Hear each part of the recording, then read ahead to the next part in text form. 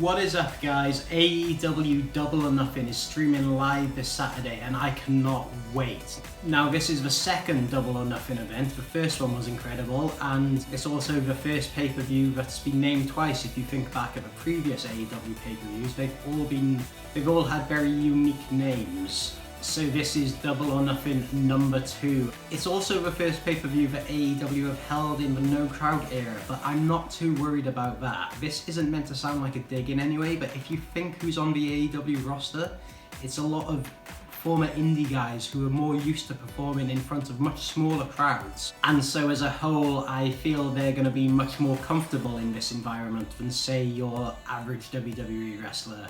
But enough about that, let's run through the card and let's start with a pre-show. On the buy-in match, Private Party will take on the Best Friends in a number 1 contenders match for the AEW Tag Team Championship. Now, when AEW formed, one thing they were very clear on is that they wanted to have the best tag team division in the world, and to be honest, I think they do at the moment. If you take a second to consider the depth that this division has, as well as all the different teams, each very unique, I truly believe this is the best tag team division in wrestling at the moment. And one of these teams will be crowned the new number 1 contenders. I predict it's going to be Private Party. Now, Private Party hold wins over the Bucks, so they clearly see a lot of potential in these guys, and I feel the Best Friends, while I absolutely love them, they're the kind of team that can take a loss and still be very over because of how silly they are. So Private Party is my prediction for that match. On to the main card, and where better to start than the final of the tournament to crown the first ever TNT champion between Cody and Lance Archer.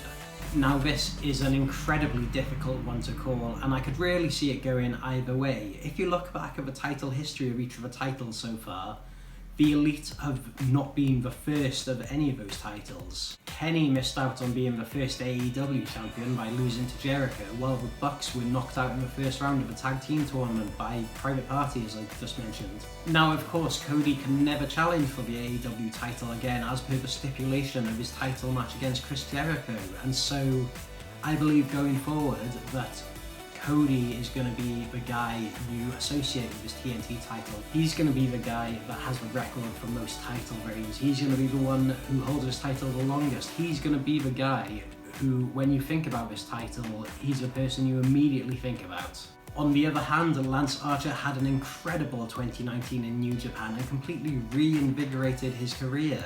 He's had so much momentum since debuting in AEW and has been extremely impressive. The one area where Lance maybe does lack a little is on the mic, but what better way to get around that by pairing him with Jake the Snake Roberts, one of the best talkers in wrestling history. And of course, the winner of this match will be awarded the title by Mike Tyson. Now, what role could he play in this match? You remember his involvement in the WrestleMania match a few years ago. It's such a difficult one to call, but I'm going to go with Cody. I could see him holding this title, having a really long reign, really elevating it, defending against up-and-coming stars like your Darby Allins and your MJFs, the kind of people who Cody has already worked with and had incredible matches with. Speaking of MJF, let's move on to MJF against Jungle Boy.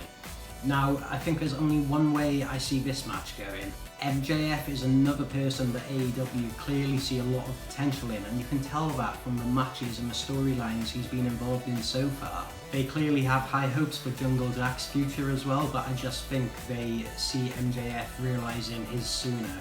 And of course, with Wardlow in MJF's corner, there is only really one way I see this match going. It is crazy to think just how young these two are. Jungle Boy's just 22, MJF is just 24. Wouldn't be surprised at all if in, say, 5 years' time, this very same match is main event in a pay-per-view. On to the AEW title match with the Exalted One, Brody Lee, challenges the defending champion Jon Moxley. Now, I don't see Moxley losing his title this early into his reign, especially with the Cage Fighter movie coming out. I also don't see AEW putting the title on Brody Lee, but at the same time, I don't see them jobbing him out.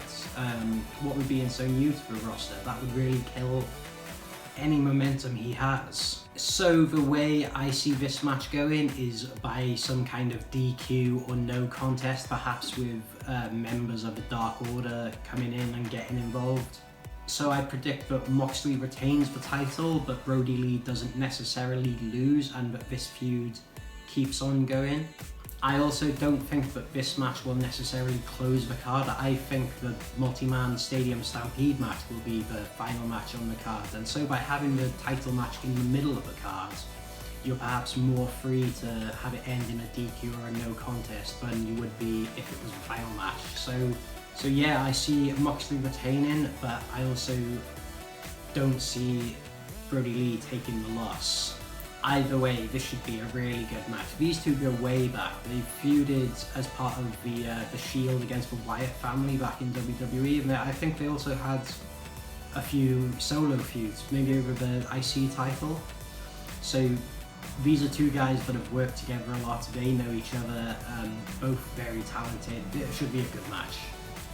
The Casino Ladder match is probably the hardest match on this card to call. Now, what this is, it's a ladder match with a chip hanging above the ring, and whoever gets the chip will get a future AEW title shot. The match will start with 2 people in the ring, and more competitors will enter at set intervals, kind of like the Royal Rumble.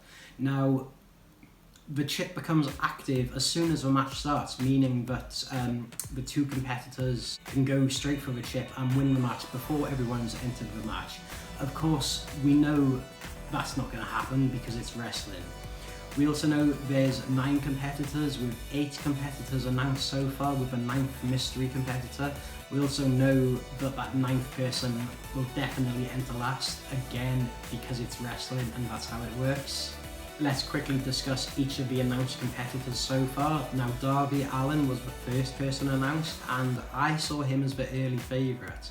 He's been up to the top of the card and had matches with the likes of Jericho and Cody.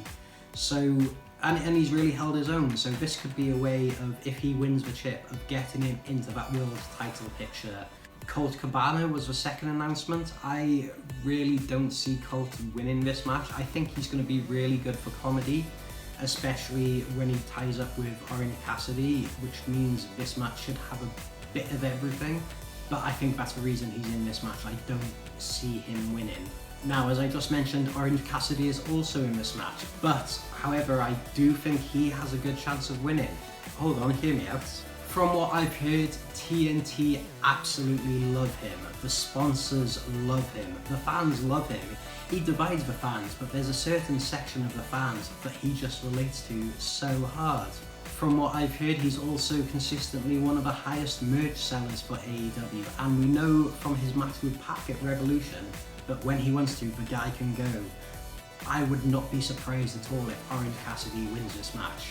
Rey Fenix announced his entry into this match by taking out Orange Cassidy at the top of the stage on a recent episode of Dynamite, and I really see Rey Fenix as a dark horse in this match. Fenix is absolutely incredible in the ring, and while in AEW we've seen him mostly in tag team action with his real life brother Pentagon Jr., the guy is an incredible and very accomplished singles wrestler around the world. He's held the AAA Mega Championship, and he was also the Lucha Underground champion.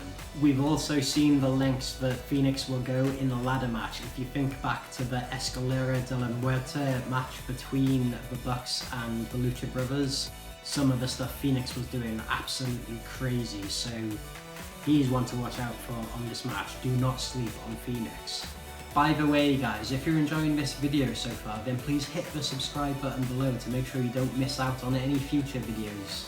Scorpio Sky, I don't see winning this match, although I think there is a very slight chance he might. AEW obviously rate him very highly. He did get pushed up to the main event very briefly back at the start of Dynamite when he was feuding with Jericho, and obviously SCU, he's much younger than the other 2 members of SCU, so he has much more of a future with the company, and going forward I think of the 3 SCU members, he will go on to be the biggest star in AEW, but whether that's right now, whether that's a couple of years down the line, I'm not sure. So I don't see Scorpio winning, but I wouldn't be completely surprised if he did sneak it.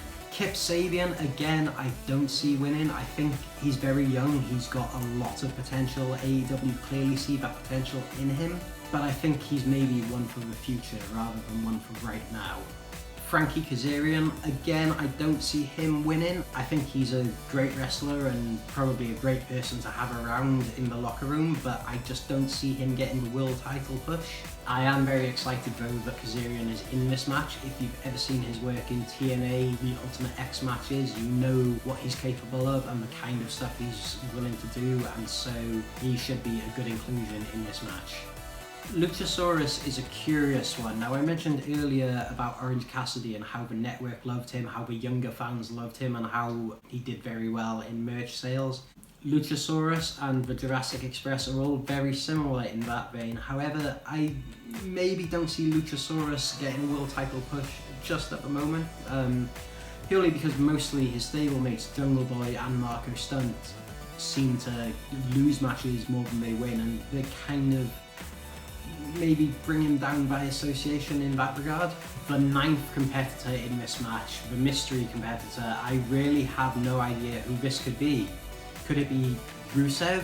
Drew Gulak is no longer with WWE. Could it be him? Leo Rush has said he's completely done with wrestling. Could that be a swerve? And could he be the mystery competitor? Could it be Sting? Who knows who it could possibly be? Overall though, my pick for this match is Darby Allin. I think he can go up to the main event, have a title match with Moxley, have a death match with Moxley, put on an incredible showing, really hold his own, and I'd be really looking forward to seeing that. Hikaru Shida challenges Nyla Rose for the AEW Women's Championship. Now, I'd really like to see Shida win this. I think she's probably one of my favourites in the AEW Women's Division, and I've been really impressed with this so far. I'd actually never seen it before AEW started. But that being said, I think Nyla Rose is doing a really good job as champion, and I don't see her dropping the title just yet, so I'd have to predict that Nyla retains here. At this point, if there's anyone that's going to take that title from Nyla, I think it looks to be Britt Baker, who they look to be building up to be her next big challenger. Which brings me on nicely to the next match, Britt Baker versus Chris Statlander. Now, as I mentioned, AEW clearly have big plans for Britt Baker. She seems to be the one from the women's division that's gotten the most screen time, the biggest push so far. I think they're building her up to be the one who eventually dethrones Nyla Rose. I do think that Chris Statlander has been very impressive since joining AEW, and I'm a big fan of the alien gimmick, as I think a lot of people are. I think AEW maybe underestimated just how popular that gimmick would be with the fans, and when they saw what a success that had been, they had to hotshot her up to the women's title scene and strike while the iron was hot. But going forward, I think Britt Baker is going to be the one that gets the push, and I think she wins here. The final match left to preview is of course the Stadium Stampede match between Matt Hardy and the Elite against the Inner Circle.